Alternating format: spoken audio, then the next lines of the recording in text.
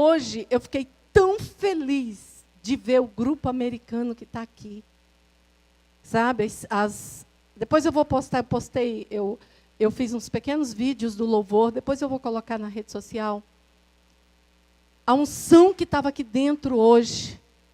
Saber que essas vidas que hoje estão aqui servindo a Deus, que hoje, no domingo de manhã, eles chegam cedo, eles não se atrasam. Eles chegam cedo, o culto deles é às 9 horas. Eles vêm assim com sede de Deus.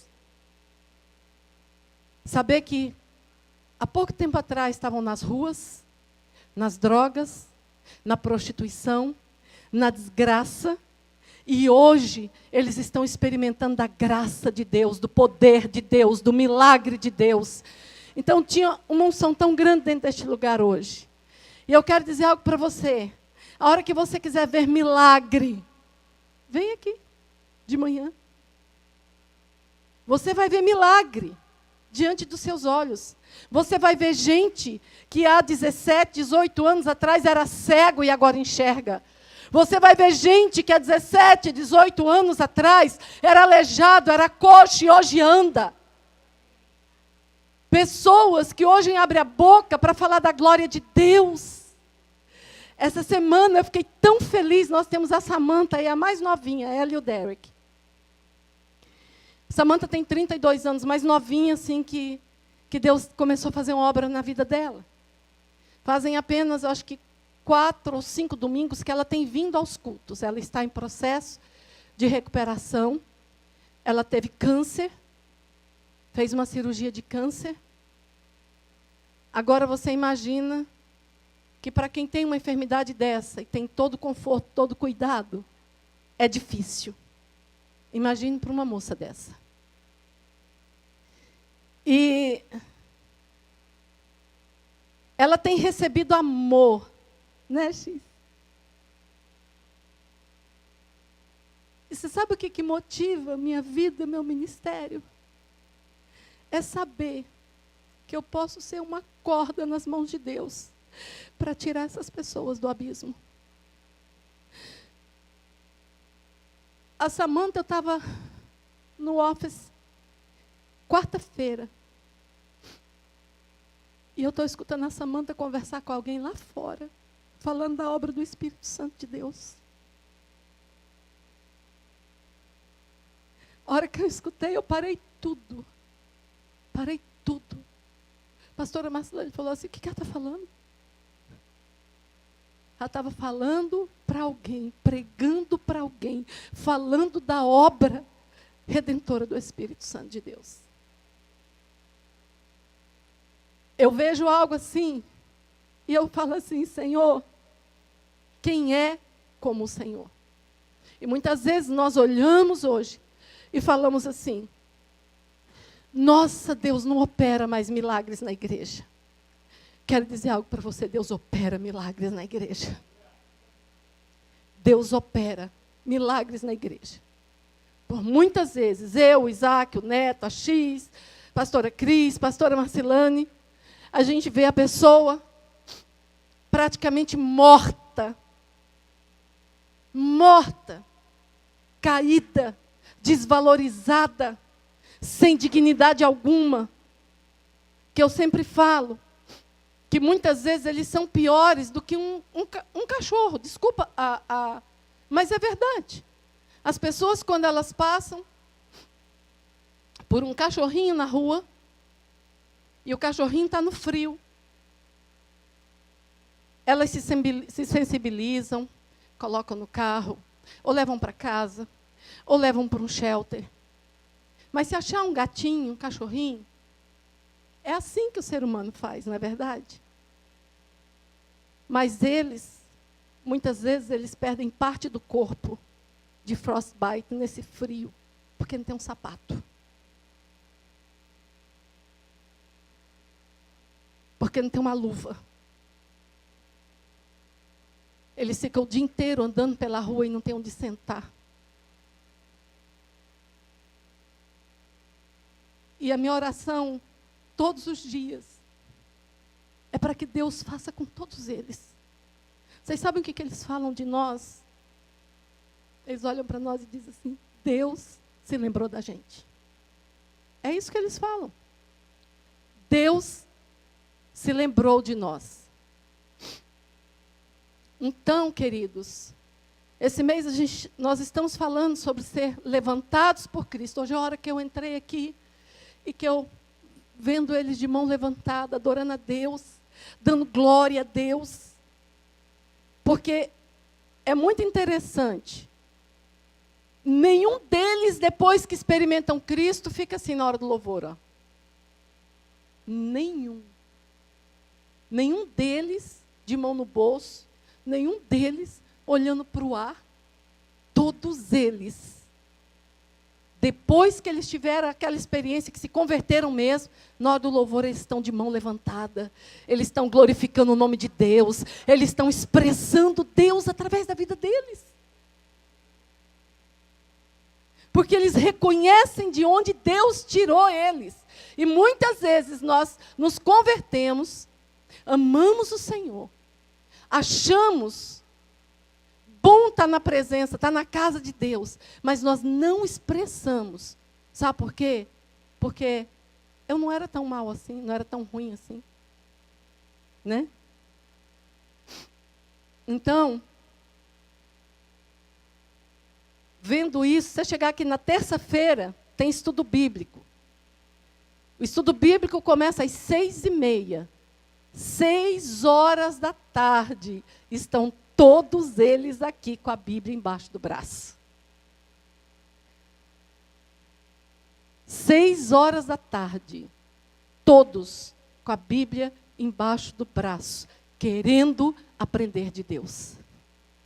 Todos eles. Todos eles. Para você que não conhece ainda, hoje eu vou, depois olhe lá no meu Facebook, no meu Instagram.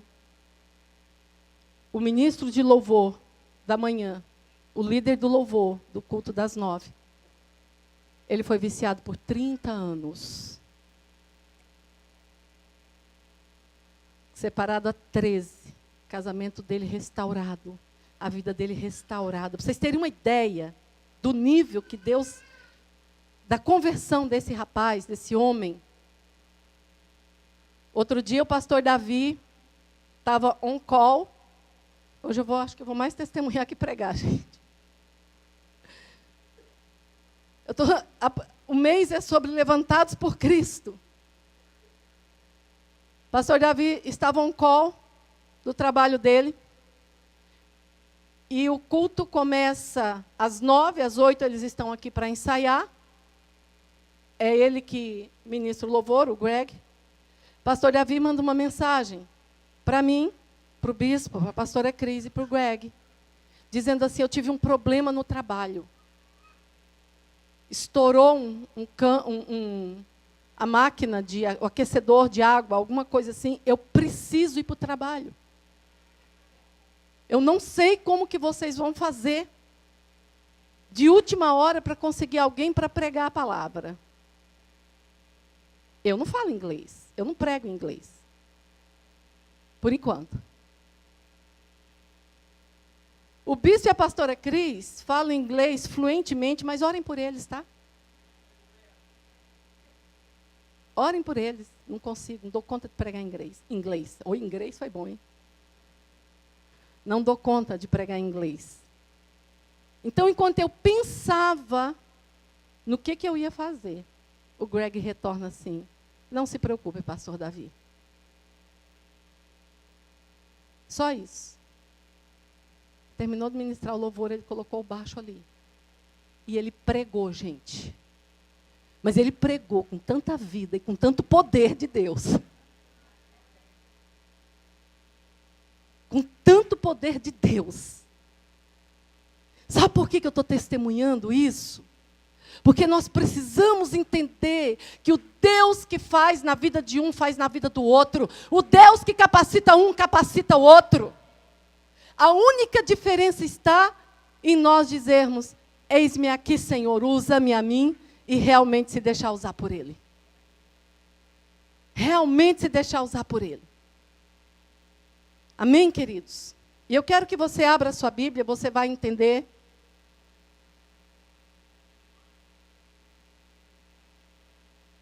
teor da mensagem.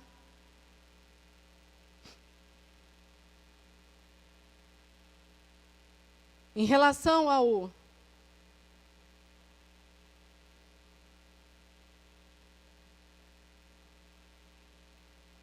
Greg,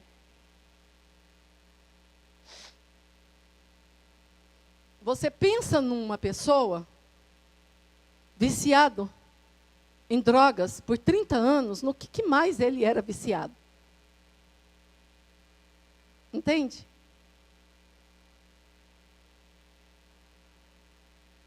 O resto, bebida, cigarro, palavrões, isso aí é só um complemento, né?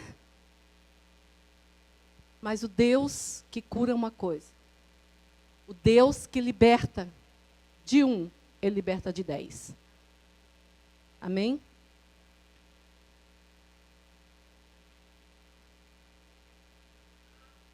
A palavra de Deus, ela diz que aquele que está em pé, ele cuide para que não caia. E nós podemos estar caídos de várias formas.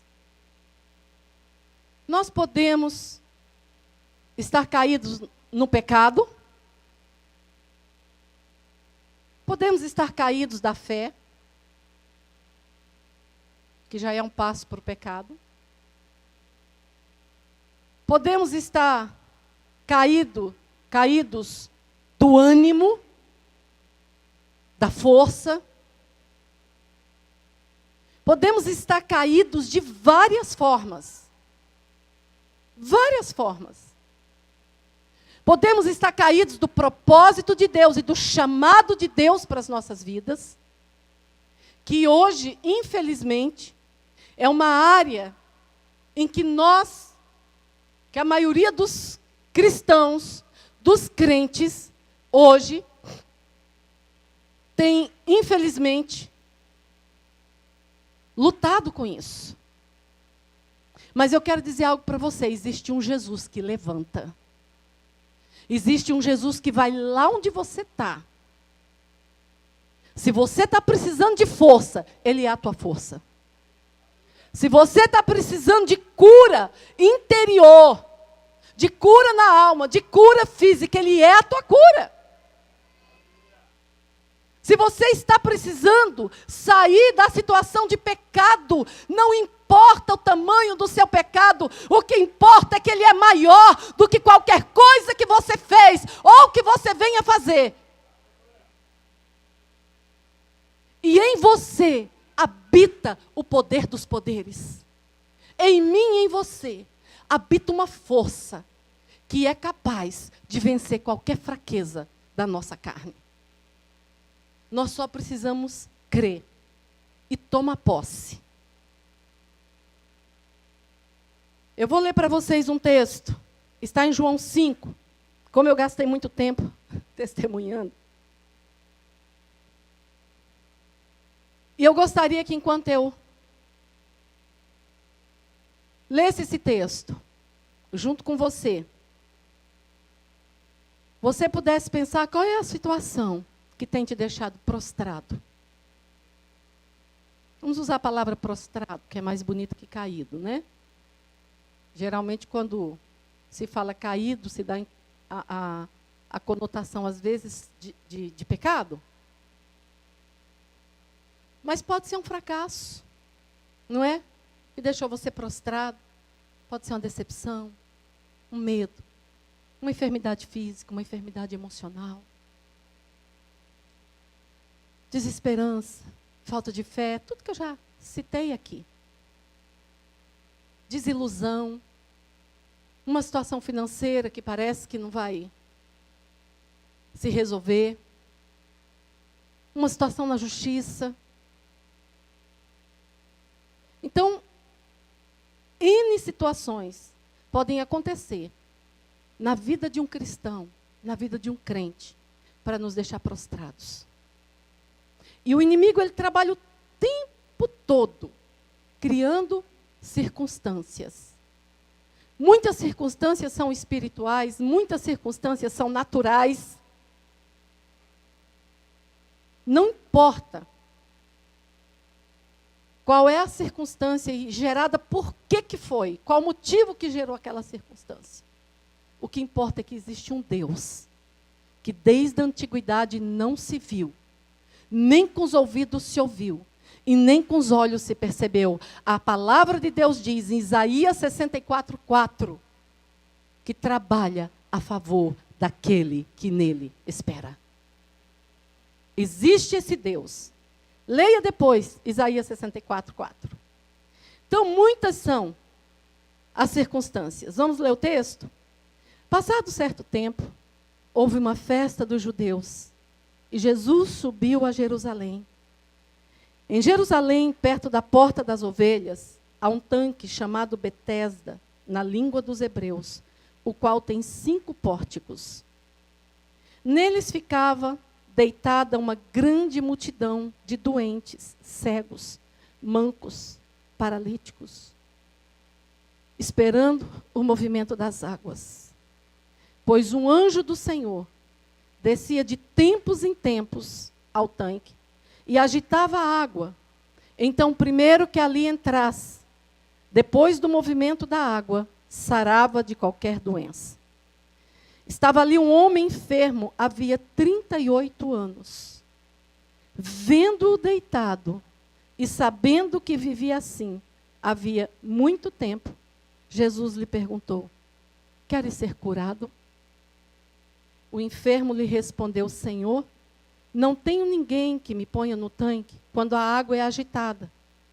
Por isso, enquanto eu vou, outro desce antes de mim. E Jesus lhe disse: levanta-te, pega a tua maca e anda. Noutras versões diz: pega o teu leito e anda. Em outras diz: pega a tua cama e anda. E imediatamente o homem ficou curado. E pegando a maca, começou a andar. E aquele dia era sábado. Nós aprendemos aqui alguns princípios nessa palavra. E eu quero rapidamente passar esses princípios para você. Esperando que nessa manhã, o Espírito Santo de Deus possa entrar e agir na sua vida. Da mesma forma como Ele tem agido na minha nesses dias.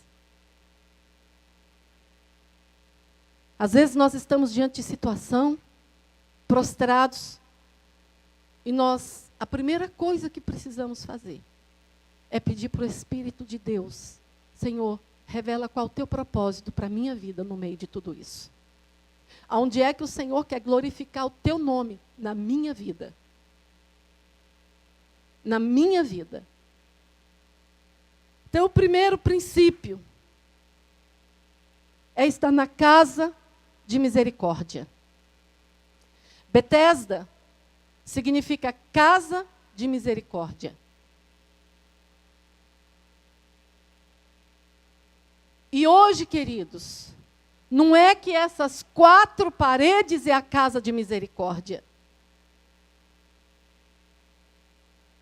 Porém, quando nós estamos no ajuntamento santo, quando nós oramos em concordância, quando nós nos relacionamos com Deus juntos, louvamos o nome do Senhor, eu quero dizer algo para você: é o lugar certo para que Deus venha e opere naquela área da nossa vida que precisa. É o lugar certo, é a hora certa. Nós precisamos estar aonde estão os doentes, os coxos, os aleijados, os mancos, os defeituosos. Igreja é lugar de gente defeituosa. Às vezes pessoas chegam para mim e dizem assim: pastora, falar uma coisa para a senhora. Eu amo a senhora. Eu amo o bispo, pastor, aqueles pastor Marcelano, eu amo todo mundo. Mas a igreja tem umas pessoas que não vai. Eu ouço direto, gente. Eu recebi um chamado de Deus para ir para outro lugar. Ou então eu vou ficar em casa quietinho, no meu cantinho. Porque tem pessoas ali dentro da igreja que não me passam na garganta.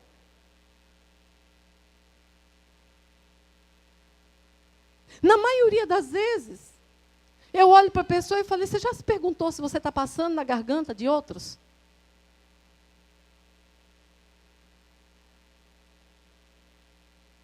Sabe o que falta em nós, queridos? Suportar um ao outro em amor, falta misericórdia. E misericórdia é a essência de Deus. Ele é bom e a misericórdia dele dura para sempre. Então, o primeiro lugar é estar no meio desse povo defeituoso. Hoje o diabo tem trabalhado de uma forma para roubar o convívio, para roubar a comunhão. Tem trabalhado na nossa mente, colocando na nossa mente que nós somos melhores que outros. Nós não somos. Em Apocalipse diz, eu aconselho que de mim você compre colírio para os seus olhos, para você enxergar quem você é.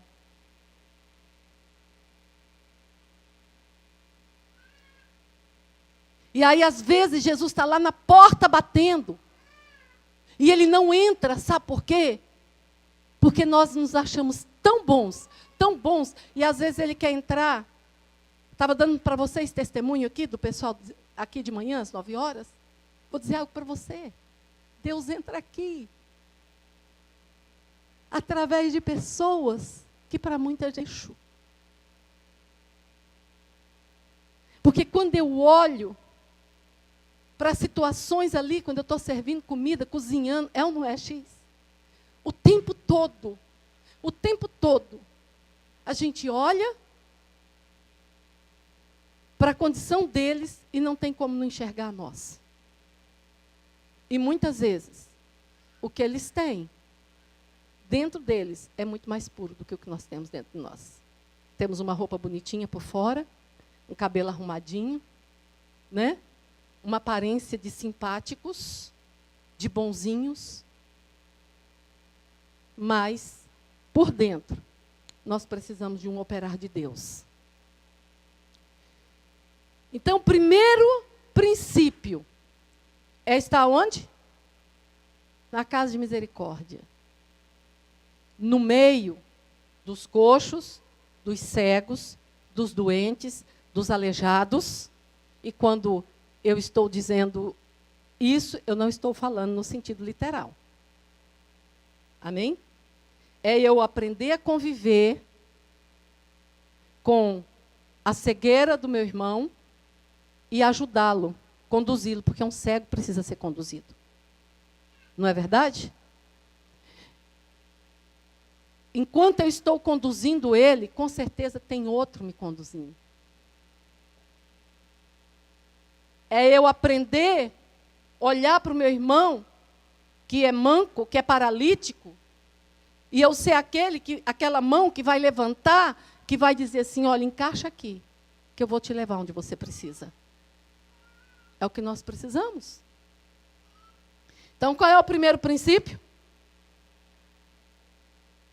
Segundo princípio, verso 2. Saiba esperar.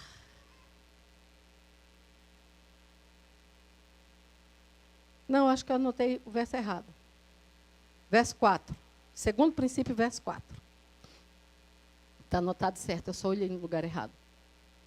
Pois um anjo do Senhor descia de tempos em tempos ao tanque e agitava a água.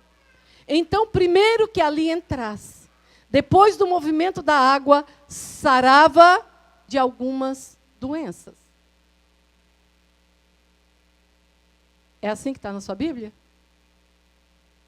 De qualquer doença. Qualquer doença. No meio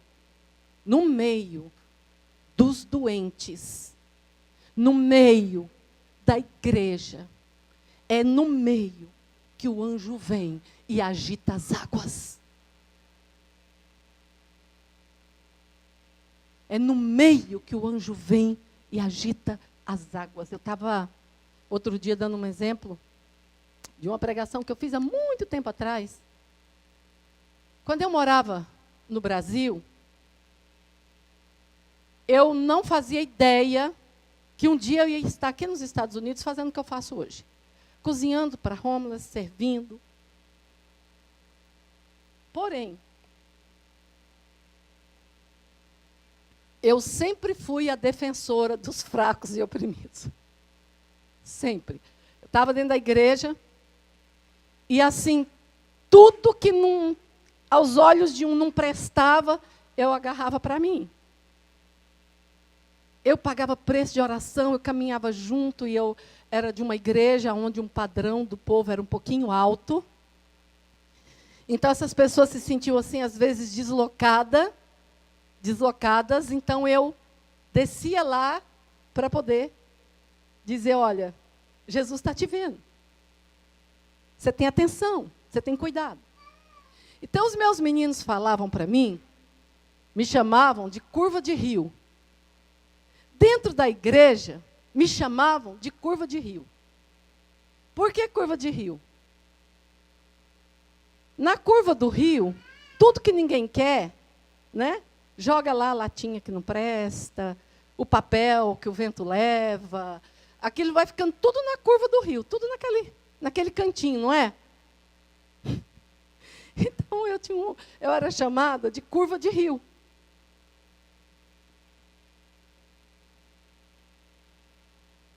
E quando foi um dia, o Espírito de Deus falou algo para mim. Não se deixe diminuir. Porque é na curva do rio, aonde para os objetos, ali que não presta, que a água se movimenta.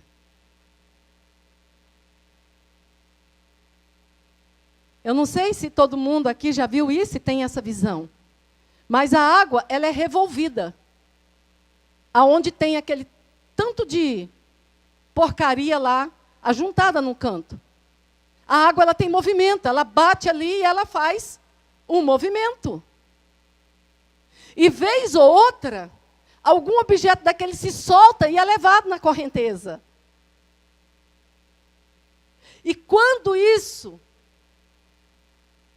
eu comecei assim, sabe, o inimigo usar aquilo para trazer tristeza no meu coração, porque eu já ficava triste com a posição de alguns, e aí aquele negócio, brincavam comigo. A Cleusa é curva de rio. Ó, fulano ali não tem jeito não. Ah, mas deixa lá para a Cleusa, que a Cleusa é curva de rio. E eu sempre falava, me dá, não tem problema. E aí um dia, sabe assim aquelas coisas que você vai ouvindo? É a mesma coisa que a Daniele uma vez começou a escutar, falou para mim, eu vou falar aqui, Dani, que ela tem uma voz horrível. Entendeu? Chega uma hora, ela sabe que não tem. Mas chega uma hora que é tão falado, por isso nós temos que tomar muito cuidado quando nós falamos alguma coisa que degrine alguém. Né? Porque às vezes nós matamos uma pessoa, matamos um ministério. E aí a pessoa vai e fala, aí o Espírito Santo de Deus fala para mim assim, não olha para isso não, é na curva do rio, que as águas se movimentam. Então, saiba, está na casa de misericórdia. Ok, ainda falando do segundo princípio, saiba esperar. Esperar significa ter esperança. Não é verdade? Semana passada o pastor Djalma esteve aqui pregando e ele disse que o maior problema para nós é saber esperar. Deus falou, e eu sempre falo, que o cumprimento da promessa, eu receber a promessa, é somente a notícia de que eu passei no vestibular. Somente a notícia de que eu estou apto a estudar e a me formar numa profissão. Você chega lá na universidade, está lá o seu nome, né? Onde você prestou o vestibular. Eu não sei aqui se é assim, mas no Brasil é. Nunca vi meu nome lá, tá, gente? Mas eu sei que é assim. Mas eu sei que é assim. Então, você olha lá o seu nome, prestou vestibular para medicina. Você viu lá o seu nome, se alegra. Oh, glória, aleluia! Mas isso faz de você um médico? Não. Você tem um trajeto aí de anos para percorrer. E o pior problema é que nós não entendemos que no natural nós precisamos nos desempenhar, estudar, nos esforçar, acordar cedo, ler, ir para a escola e fazer. Mas no espiritual, nós queremos simplesmente falar, é para esperar, Senhor? Então eu vou sentar aqui, e se o Senhor quiser, o Senhor faz. Foi o Senhor que falou. E aí sabe o que acontece? Não se faz? Nunca. Porque nós temos uma caminhada para seguir. O Deus que falou, Ele é fiel para cumprir. Só que nesse trajeto, Ele quer nos ensinar, Ele quer nos limpar, Ele quer nos moldar, Ele quer fazer de nós um instrumento puro, verdadeiro na mão dEle. Ele é um Deus de excelência. E se naturalmente eu faço uma faculdade para medicina, para ter excelência naquilo que eu estou fazendo, o crente, para cumprir o chamado de Deus, ele tem que ter a consciência de que a excelência na vida dele é prioridade. A excelência vinda do Espírito Santo de Deus. E isso nós só adquirimos caminhando com Deus, e esperando, crendo naquilo que Deus vai fazer. É só dessa forma. Então, sabe esperar. O Salmo 27:14 diz assim: espere no Senhor e seja forte. Coragem. Espere, pois, no Senhor. Olha que interessante. Seja forte, tenha coragem. Porque só os fortes e corajosos chegam no lugar que Deus prometeu. Provérbios 3, 5, 6 diz: confie no Senhor de todo o seu coração e não se apoie no seu próprio entendimento. Reconheça o Senhor em todos os seus caminhos e Ele endireitará as tuas veredas. E presta atenção o que Pedro diz aqui em 2 Pedro, segunda carta de Pedro, 3:9 diz assim: o Senhor não demora em cumprir a sua promessa, como julga alguns. Ao contrário, Ele é paciente com vocês, não querendo que ninguém pereça. Sabe por quê? Porque aquilo que um pai dá para o filho antes da hora pode ser desgraça para a vida dele.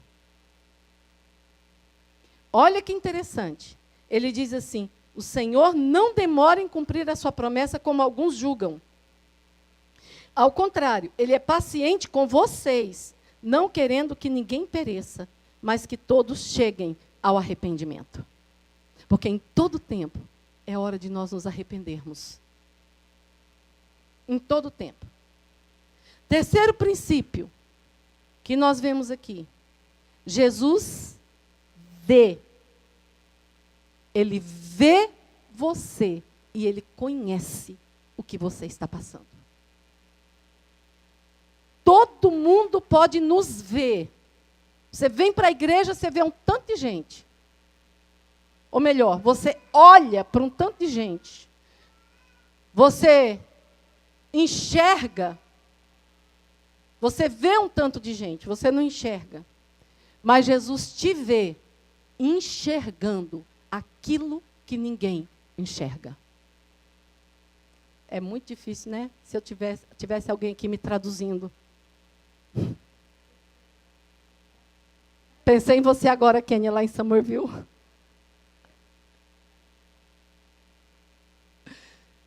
Para nós, no português faz sentido, no inglês não faz. Jesus nos vê enxergando aquilo que ninguém enxerga. Ele nos conhece por dentro. Ele nos vê e Ele vê aquilo que nem ultrassom, nem MRI, nada, CAT scan, nada pode detectar Nada.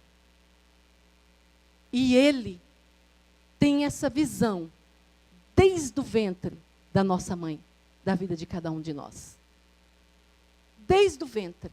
Davi dizia no Salmo 139, Senhor, o Senhor conheceu a minha substância ainda informe. Não tinha forma de nada. O Senhor já conhecia a mim, já conhecia você.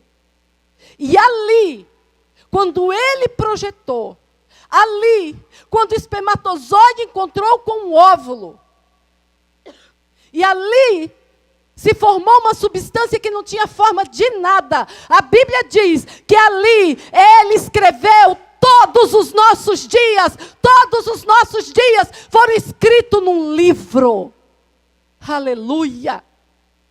Glória a Deus! Ninguém era capaz de nos ver. Mas Ele nos viu, Ele fez um plano. E Ele, o tempo todo, trabalha para executar o projeto dEle e o plano dEle nas nossas vidas. O tempo todo. Então, primeiro princípio. A Bíblia diz que Ele vê e Ele enxerga. E o que Ele enxergou? No meio de todo mundo, no meio de uma multidão gigantesca, Ele enxerga um homem que há 38 anos padecia de um mal. 38 anos, ele não conseguia se levantar. E olha que interessante.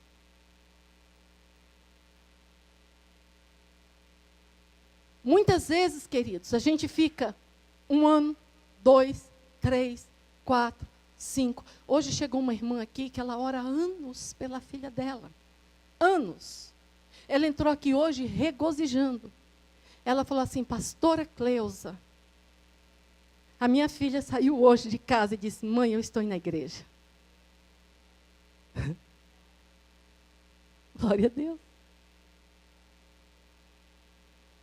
Sabe por quê? Porque Deus fez uma promessa a ela. E eu tenho acompanhado a faculdade que essa irmã tem passado. Que essa pessoa tem passado. E Deus vê. Então, muitas vezes, você está esperando 1 ano, 2, 5, 10, 20, 30, 35, 40. E, de repente, você está num lugar desse. Você está na casa de misericórdia. De repente, você não está esperando nada. É a hora que Jesus bate o olho ali, vê você, contempla você, escolhe você e diz assim, é hoje que eu vou entregar nas tuas mãos aquilo que eu te prometi, aquilo que você tem esperado há tantos anos, porque se você está lá, é porque você não se cansou. Se você está lá, é porque você perseverou. Aquele homem perseverou por 38 anos no mesmo lugar. 38 anos, você faz ideia de quantas vezes ele deve ter tido vontade de morrer? Faz ideia de quantas vezes ele deve ter olhado para pessoas que entravam e saíam, né, para deixar lá, porque os doentes eram jogados lá, deixados lá? Ele deve ter pensado assim, eu vou pedir para alguém me tirar daqui. Me remover daqui não vai adiantar mesmo. Eu estou aqui há tantos anos. Quando a água se movimenta, eu não consigo chegar lá. Muitas vezes, queridos, as águas estão se movimentando e parece que tem uma barreira entre nós e aquele movimento que nós não conseguimos chegar lá. Já reparou? Gente, estão falando que tinha uma unção no culto hoje. Eu não senti nada. Sabe por quê? Não consegue chegar lá. Gente, foi gente batizada com o Espírito Santo, fogo. Ah, não sei não, hein? Que ele devia ser fingimento daquele povo, porque eu não vi nada daquilo. Não conseguimos chegar lá. Mas eu quero dizer algo para você: persevere, lute, fique, busque, espere, porque o Senhor vai chegar a hora que Ele vai olhar e Ele vai dizer: perseverante fostes, por isso eu te encontrei. Porque enquanto você está ali, perseverando, Ele vai olhar e vai dizer assim: é Ele. Eu vim hoje para Ele. Tinha uma multidão. E a Bíblia relata que Jesus contemplou esse homem. Essa pessoa.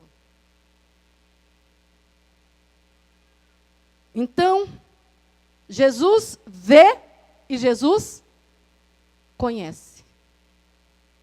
Lá em Apocalipse,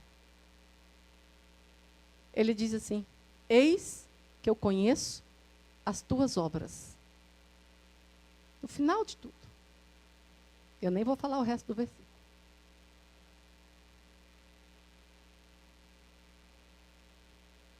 Eis que eu conheço as tuas obras. São muitas, até. Então, nós entendemos que o Senhor conhece tudo. Tudo. Tudo. E tem um detalhe. Nós precisamos estar ligados no que Ele quer fazer na nossa vida.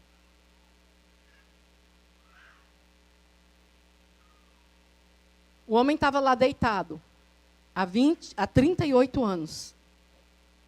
Jesus vendo, sabendo que ele vivia assim há muito tempo. Jesus chega para ele e pergunta assim: o que você quer que eu te faça? Parece até uma incoerência, né? Tem aquele pastor Cláudio Duarte, que é engraçado que só. Ele fala assim: vocês acham que eu sou engraçado? Jesus era mais. Jesus chega para um homem doente, chega para um cego e fala assim: o que você quer que eu te faça? Aí ainda fala assim: se pegasse um ignorante, ia dizer que o Senhor me deu um cão-guia.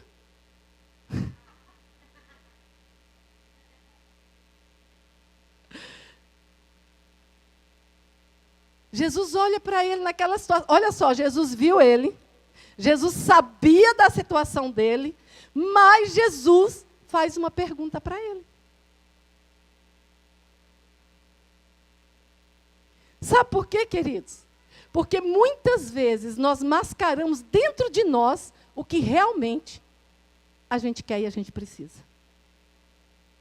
Muitas vezes nós estamos prostrados. Só que para eu me levantar, eu preciso de um posicionamento. Então nós começamos a dar desculpas. Sabe aquelas desculpas que a gente tem especialidade em dar? Né?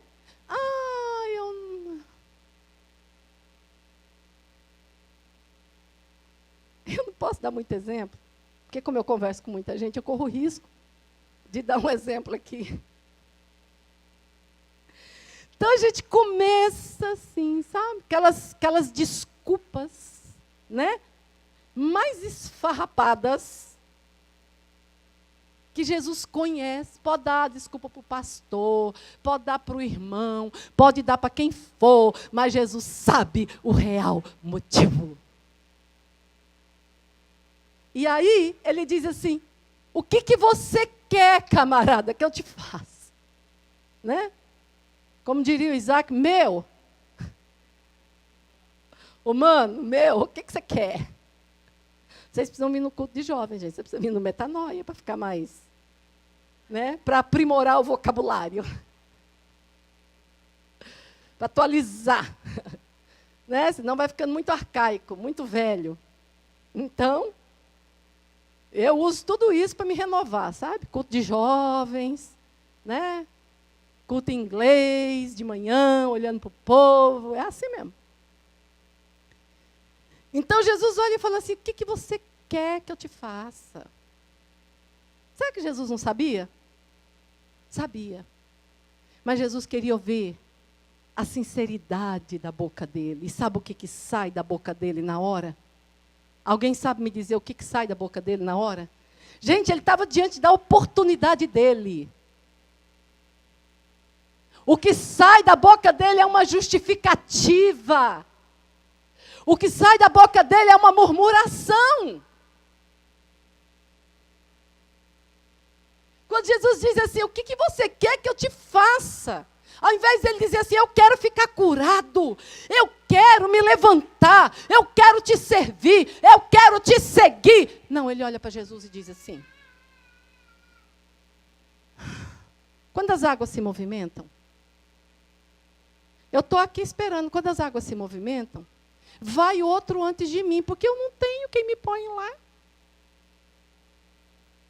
E muitas vezes a gente não assume o que tem que assumir, sabe por quê? Porque a gente fica esperando no outro. Sabe? Jovens, não espere o Isaac chegar e falar assim, você quer uma oportunidade de servir a Deus? Quer?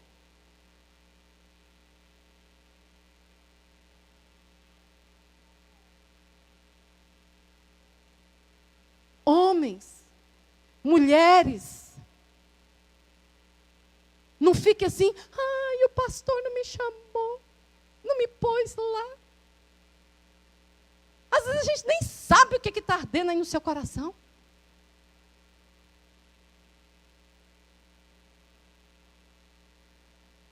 Gente, a oportunidade do homem chegou, e ele diz assim, até hoje eu estou aqui, porque quando as águas se movimentam, ninguém vem aqui me pegar e me levar lá. Sabe? Quando as águas se movimentam lá na vigília, ninguém veio aqui em casa me buscar e me levar para a vigília. Esse veio, eu fiquei quietinho dentro de casa, fingi que eu não estava. Né? Na segunda-feira, reunião de oração. Ah, não, trabalhei demais, estou cansado demais. Então, nós temos todos os tipos de justificativa e de murmuração. Essa é a nossa condição de crente. Por isso, queridos, nós passamos tantos anos da nossa vida esperando a promessa. Aí temos a cara de pau de dizer assim, aquele profeta que Deus usou não era de Deus, porque nunca se cumpriu. Né? Nunca se cumpriu na minha vida. Às vezes eu escuto, gente. A pessoa está lendo na Bíblia, Deus falou na Bíblia, na palavra dele. Ah, acontece para os outros, para mim não acontece não. Sabe por quê? Porque os outros caminham. E quando ele dá aquela desculpa para Jesus, sabe o que Jesus fala para ele? Levanta. Toma o teu leito e anda. Então, muitas vezes, sabe o que nós não queremos? É tomar o leito. É carregar o preço. É fazer esforço. Mas eu quero dizer algo para você em nome de Jesus. Nós vamos sair desta condição de paralíticos. Nós vamos nos levantar como igreja. Nós vamos tomar o leito. Nós vamos andar. Nós vamos seguir Jesus. Porque Ele está voltando. Ele está à porta. E nós não precisamos, não podemos mais ficar prostrados. Nós não podemos mais ficarmos agarrados em desculpas. Queridos, eu queria tanto, mas eu queria tanto chegar aqui e falar assim, amados, hoje a palavra para vocês é eis que eu te digo, que eu te digo, que eu te digo, que eu te digo mais e que te digo, que te digo, que Deus está te dando uma chave mágica e essa chave vai abrir todas as portas para você e você vai desfrutar de tudo que Deus prometeu na palavra dele. Eu queria muito que Deus me desse uma palavra assim. O dia que Ele me der, eu prego assim. Mas não é verdade. Não é verdade. A verdade é que Jesus levanta, a verdade é que Jesus restaura, a verdade é que Jesus cura, a verdade é que Jesus opera milagres, a verdade é que Ele não é homem para que minta, nem filho do homem para que se arrependa, e tudo que Ele falou, Ele fará. E vai depender de mim, se eu vou ficar 38 anos prostrado, ou se as coisas vão caminhar mais rápido. Eu cito o exemplo, às vezes, de uma pessoa muito querida. Eu me converti, e eu foquei naquela pessoa. Ele era ministro de louvor na igreja que eu me converti. Eu olhava ele tocando violão, e assim eu ficava coisa, sempre fui apaixonada por música. E eu achava a coisa mais linda do mundo. Então, o que eu fazia? Eu ficava olhando e prestando atenção em uma posição. Comprei um violão. E de noite, coitado dos meninos, sozinha em casa, eu ficava tentando fazer tling, tling, tling. Vocês não sabem, mas eu toco violão. E o violão que eu toco é tão poderoso que não fica um demônio no lugar, porque eu não aguento escutar. É mais poderoso do que Davi tocando harpa. Mas essa igreja começou aqui, essa igreja começou com eu tocando violão, tá, gente? Foi, todo mundo, cadê a Ieda?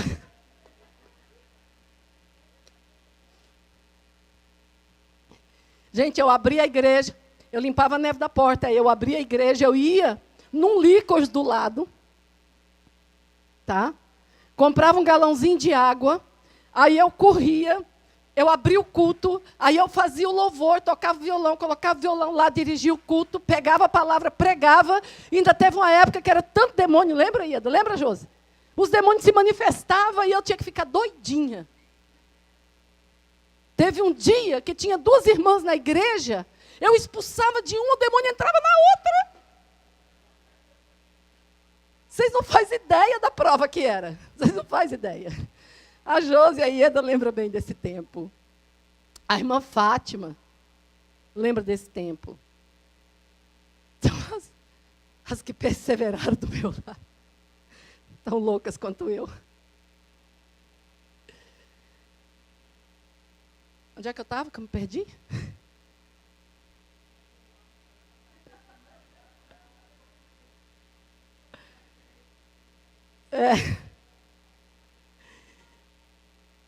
Amados, guarde isso no seu coração.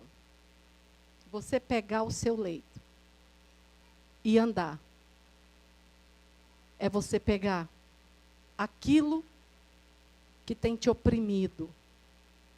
É você pegar as suas marcas, as suas cicatrizes. Muitas vezes nós ficamos apegados ao passado, coisas que alguém nos fez lá atrás. E aquelas marcas, aquelas cicatrizes, aquelas feridas, elas são impedimentos na nossa vida. Mas eu quero dizer algo para você. Aquele que chegou em Betesda, ele está aqui.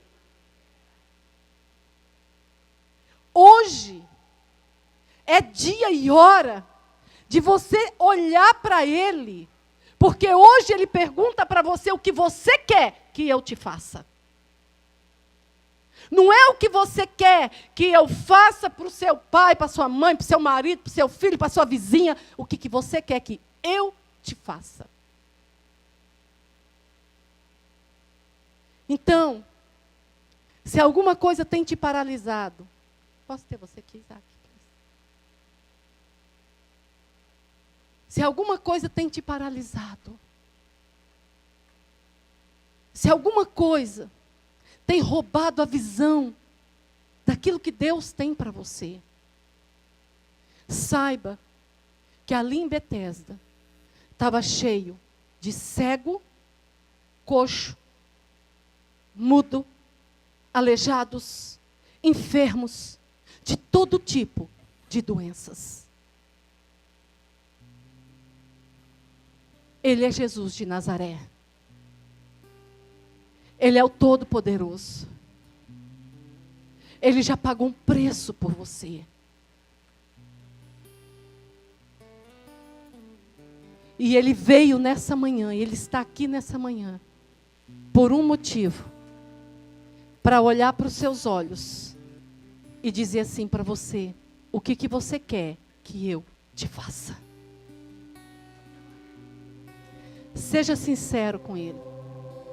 Seja honesto com Ele. Fique de pé. Eu quero orar por você. E se você nessa manhã se encontra numa situação assim, e você precisa